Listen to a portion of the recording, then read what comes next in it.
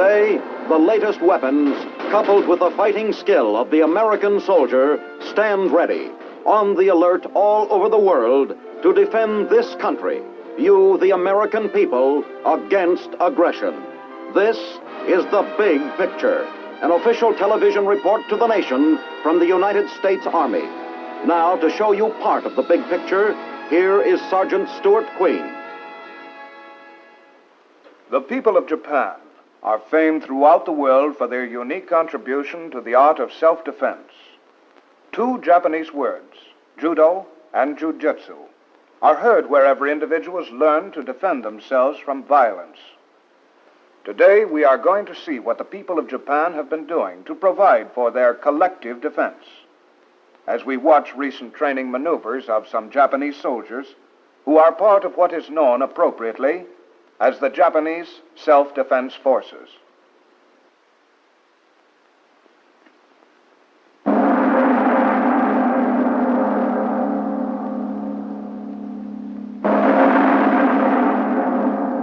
The keynote of Japanese life is tradition.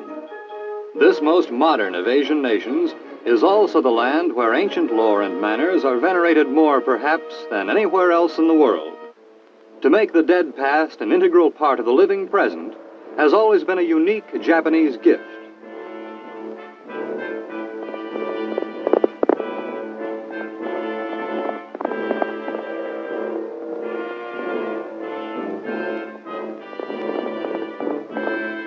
The men of Japan are warriors, for throughout its long history, Japan has been an island nation, facing across a narrow body of water the colossal land powers of Asia. In the past decade, this immutable geography has thrust them into the vanguard of the free world struggle against totalitarian imperialism. It was not always so. Scarcely more than 10 years ago, Japan was herself reaping the fruits of unsuccessful imperialism.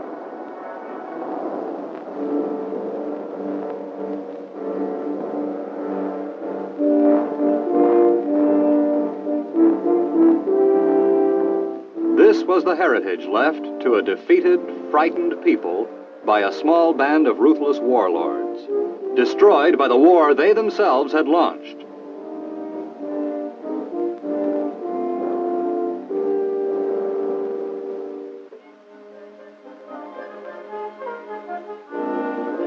With American occupation, the Japanese people soon discovered that there are other ways of life and other kinds of armies. From the moment of their arrival on the home islands of Japan, American forces plunged themselves wholeheartedly into the gigantic task of reconstruction. Clearly, this was a new kind of military occupation.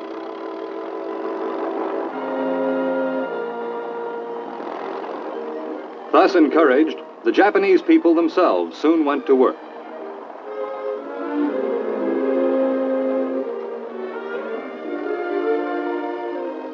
Their vast industrial capacity, their capital resources almost demolished, they yet retained those assets which had made them for hundreds of years one of the first nations of Asia: manpower, initiative, and high intelligence.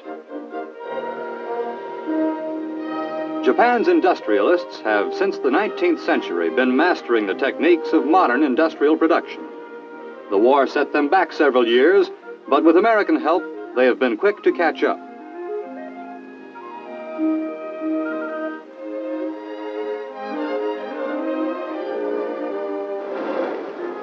During the post-war period, Japan's industrial redevelopment was aided immeasurably, not only by United States government cooperation, but also by technical and investment assistance from some of America's leading industrial concerns.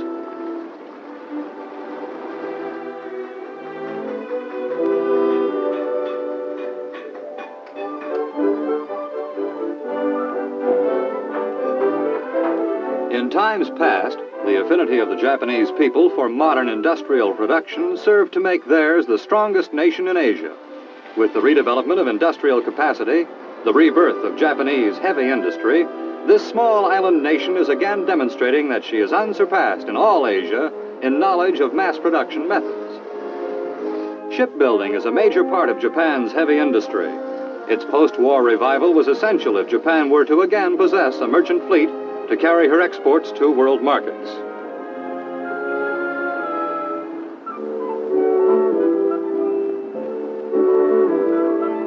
Accompanying her industrial and economic reconstruction, there took place in Japan what might be called a spiritual reconstruction.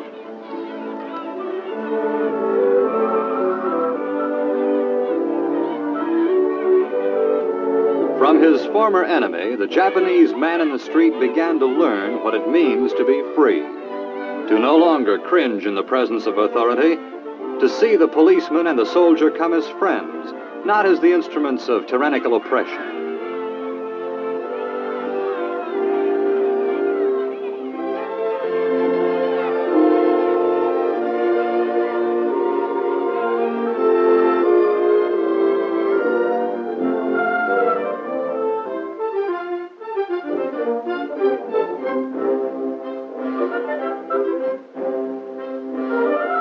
On the ruins of defeat, a new nation was erected.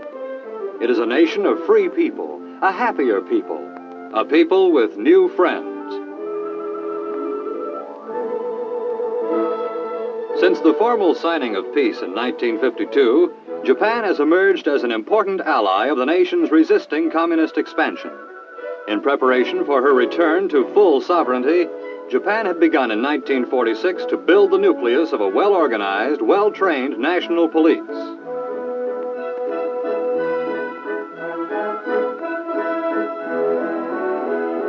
The science of judo belongs in the repertoire of all good policemen.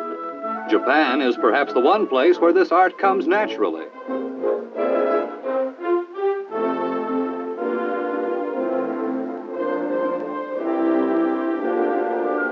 In other phases of their training, Japanese police students profited from the experience of skilled American instructors.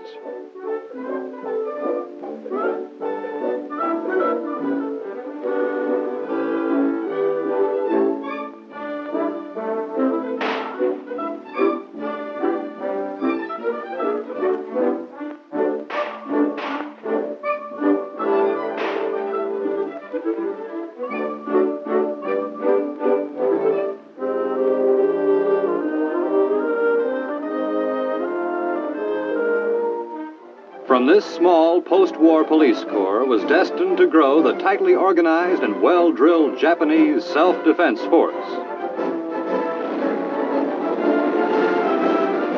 Today, this self-defense force is a modern military organization, not the old Japanese army of shaved heads and inhuman subservience, but a new army whose members are both soldiers and citizens of a free and democratic nation.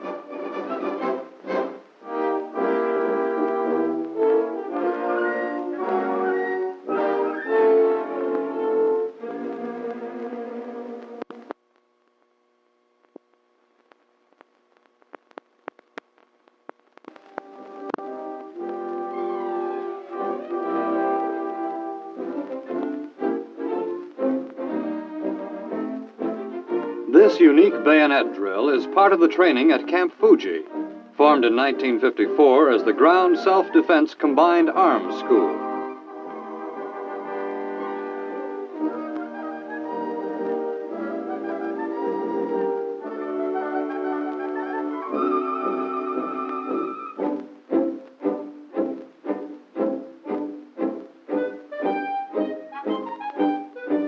Camp Fuji also provides instruction with artillery and armor.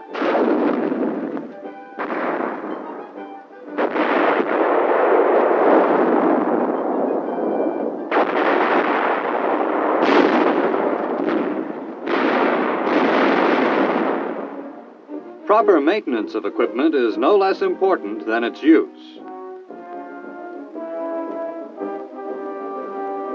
Semaphore flags. Their use at Fuji provides both training and exercise.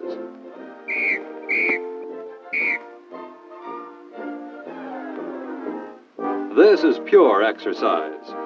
Volleyball, one of the many sports at which the Japanese excel. 700 miles southwest of Tokyo is Camp Kashi. Here, members of the Japanese Ground Self-Defense Forces are trained as paratroopers by members of the United States 187th Parachute Maintenance Company. The training is a joint operation between the United States and Japanese governments.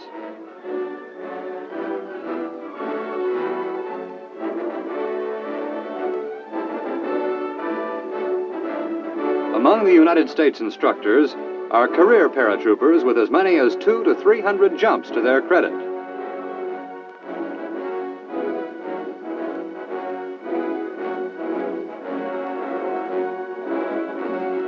Paratroops, a development of the last war, have added a new dimension to military science and tactics. With airborne forces operating in cooperation with regular infantry, the military commander may now strike at the enemy's rear by means of what soldiers call a vertical envelopment, a rain of men and weapons from the sky. Naturally, those who participate in such an operation require a high degree of skill and training.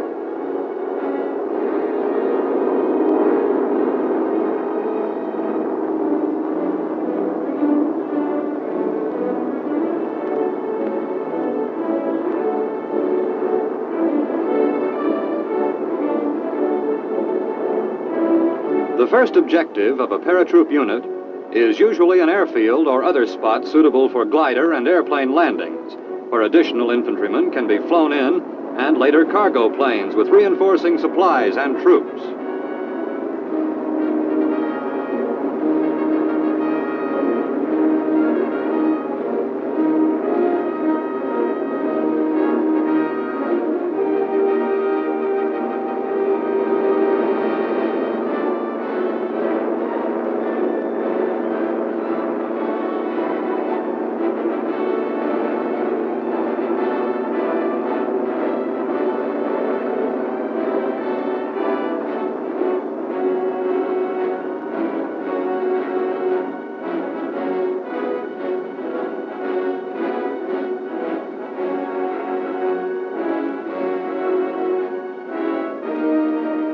There is more to it than learning to jump from an airplane. Troops dropped in this manner find themselves spread out over a large area. Part of their skill consists in their ability to reassemble speedily into organized fighting units.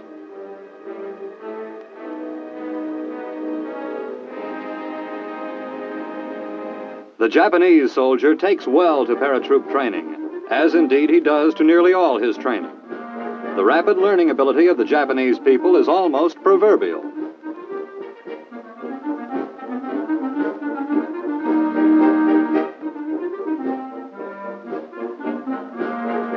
The training period at Kashi, which we have here seen, lasted 2 weeks. Of the 96 students who started the course, 92 finished with honors. Those who failed did so only because of disablement due to minor injuries incurred early in the program.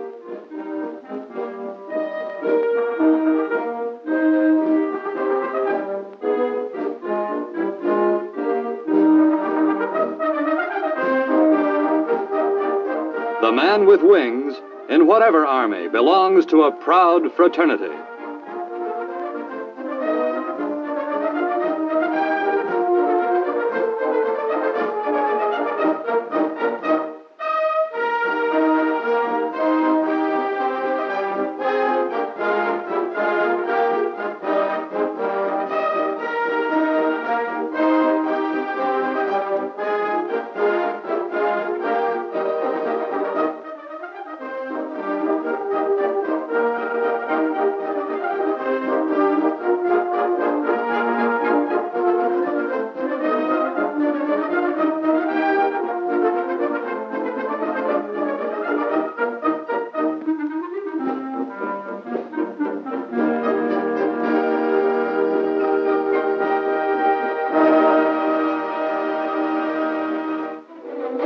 Not far from Camp Fuji, we see a slightly different kind of military rehearsal. American military advisors join members of the General Staff of the Self-Defense Forces, 3rd and 4th Divisions, in something known as a paper war.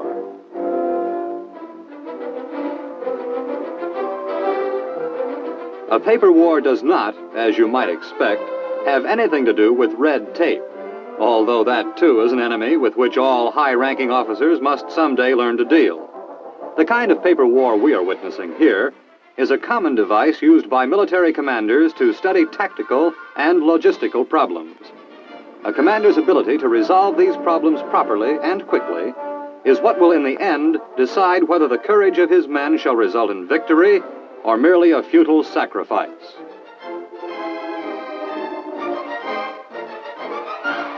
Today, a paper war is really a matter of paper and wire. For communications between headquarters and combat areas are another essential ingredient of success.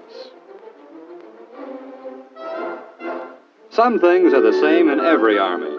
The menu may be slightly different, but an army still travels or rehearses battles on its stomach.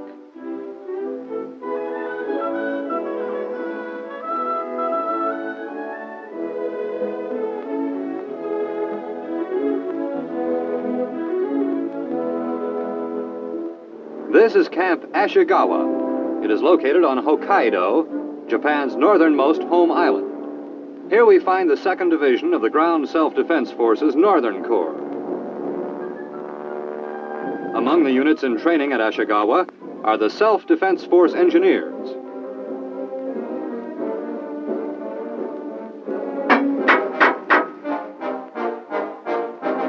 Army men or veterans will recognize this immediately as a standard Bailey bridge.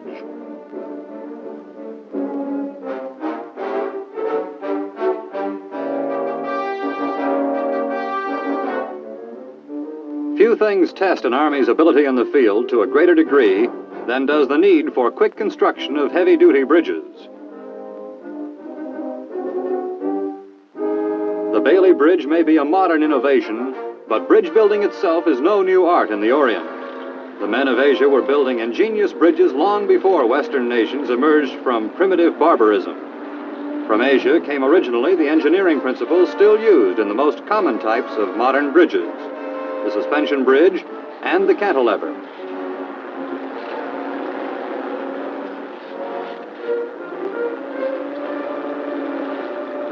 Also at Ashigawa, officers of the 2nd Signal Unit working out a map reading exercise.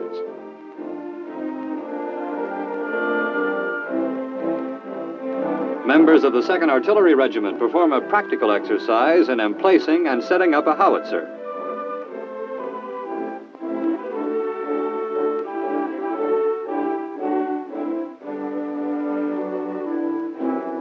The howitzer is a relatively small, very mobile artillery piece, extremely valuable to front-line infantry troops.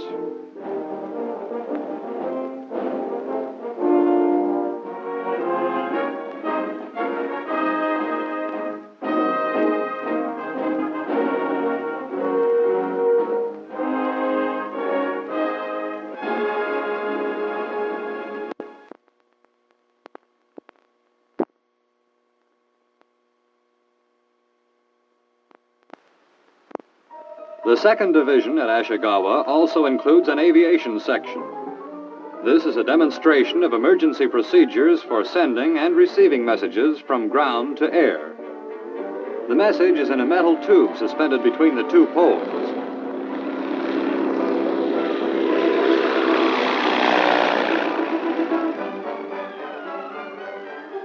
Another installation of the burgeoning self-defense force was inaugurated early last year in northern Honshu.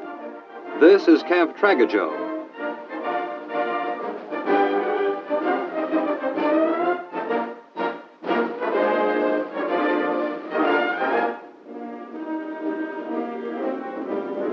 Residents of the nearby town of Sendai turned out to watch the parade and ceremonies conducted in honor of visiting American and Japanese officials.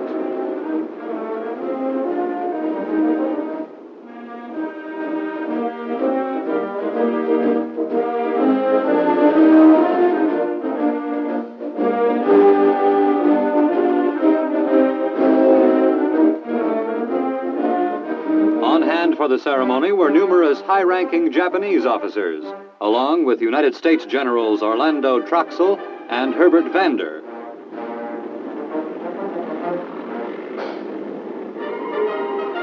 United States furnished equipment was here in abundance.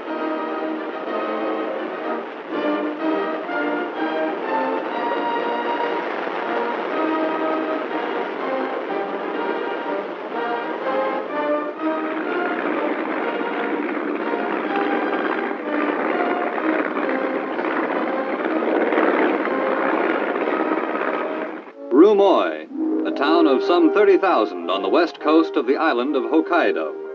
To Rumoi and their nearby camp, come members of the Ground Self-Defense Forces for their annual ski drill.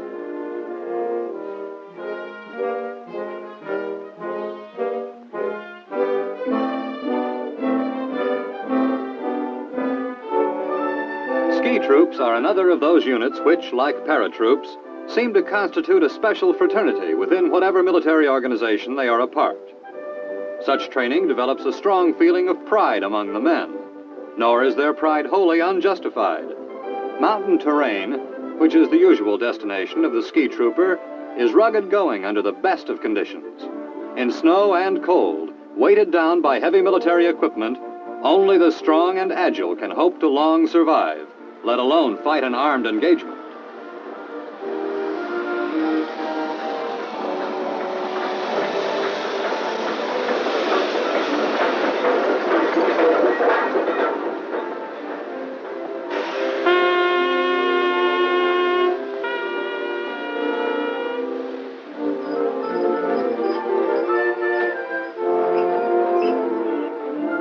The winter maneuvers on which the men are now embarking will last 4 days and cover intensively every phase of military skiing.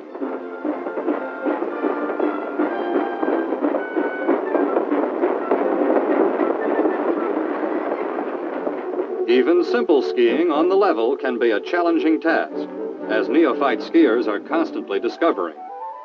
The same sliding action of the ski which enables an expert to travel at great speed makes it hard for the beginner to move at all.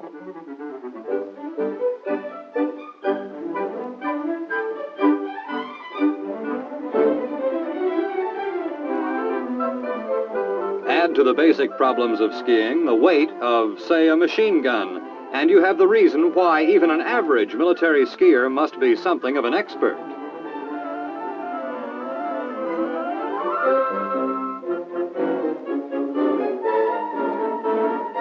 The herringbone, which every skier recognizes as the fastest method for climbing a hill on skis, and also the most exhausting. The name of this technique is derived from the peculiar herringbone pattern formed by the skis on the snow.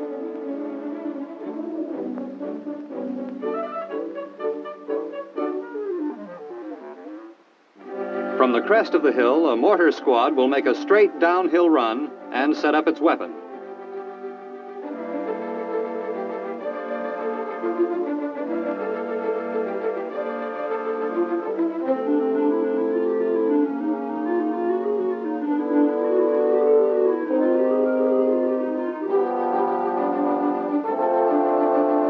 With snow, part of the problem is digging down to a firm, steady surface for mounting your weapon.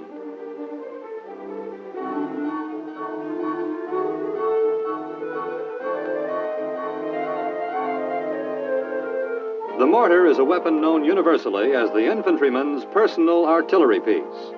Unlike heavier artillery, the mortar goes wherever the infantryman goes, becomes almost as familiar and as essential to him as his own rifle.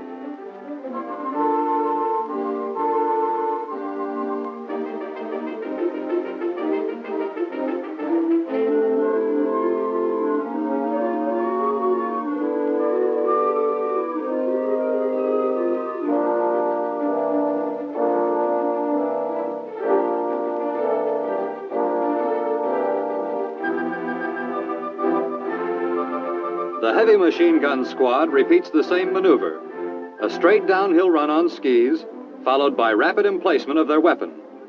It's harder than it looks.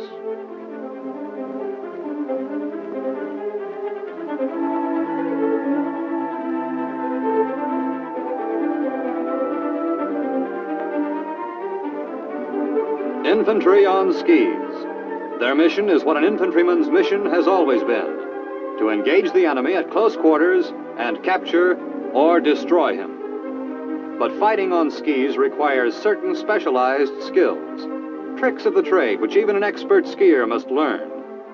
How many skiers, for instance, can handle their ski poles and a heavy caliber rifle at the same time? The Japanese Ground Self-Defense Force is not a large organization, but it is a well-trained one, ready to serve as the nucleus for a first-class military unit should the need ever arise. These men are receiving the best instruction the Japanese and United States governments jointly can provide. Here is General Ned D. Moore, Chief of the Army Section of the United States Military Assistance Advisory Group. Selected Japanese officers undergo formal training in service schools in the United States. These students return to serve as instructors in their own service schools. Further, many ground self-defense force personnel receive training with U.S. forces in Japan. Although still receiving U.S. military equipment and aided as necessary by the Military Assistance Advisory Group, the ground self-defense force is becoming more and more self-sufficient. From an obscure start in 1950, the Police Reserve has been transformed gradually into a more mature military organization.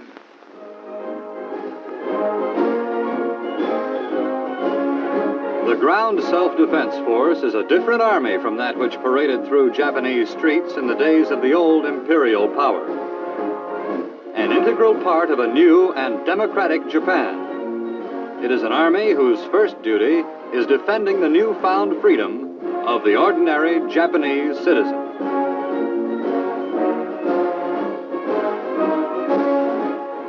As someone once remarked, the Japanese soldier can march, he can shoot, and he learns fast. The Japanese also have great industrial capacity and scientific know-how. They are a valuable friend in the Pacific. Now this is Sergeant Stuart Queen, inviting you to be with us again next week for another look at the big picture. The Big Picture is a weekly television report to the nation on the activities of the Army at home and overseas. Produced by the Signal Corps Pictorial Center.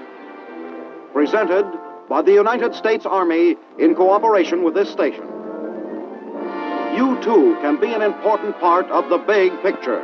You can proudly serve with the best equipped, the best trained, the best fighting team in the world today, the United States Army.